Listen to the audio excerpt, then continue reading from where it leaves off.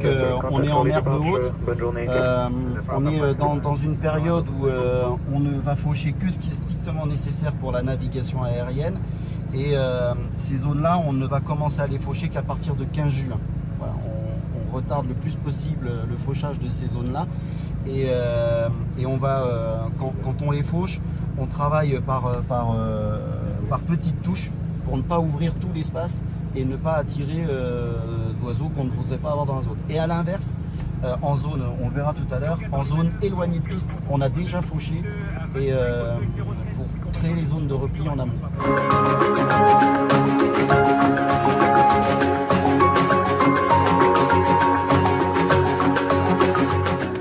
C'est des prairies ramassées depuis 10 ans. J'oserais dire, elles sont magnifiques, il n'y a pas de pollution, c'est que de l'herbacée. Et ça, alors, on aimerait avoir ça partout parce que en termes de gestion, ça devient très très facile à gérer.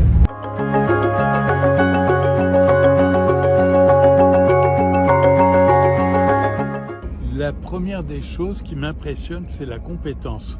On a affaire à des gens qui connaissent le dossier, qui sont des biologistes de bon niveau. La deuxième chose, c'est de constater qu'ici, on préfère la communion à la contestation. J'ai envie de dire qu'évidemment, il y a un risque qui doit être pris prioritairement en compte, mais on cherche avant tout à le faire dans un esprit de paix. C'est-à-dire qu'on ne part pas à l'abordage de la biodiversité pour la faire reculer et satisfaire le besoin des hommes.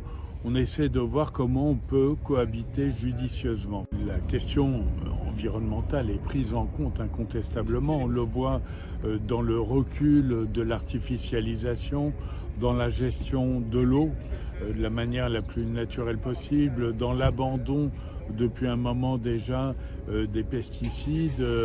Donc il y a vraiment une volonté de développement durable.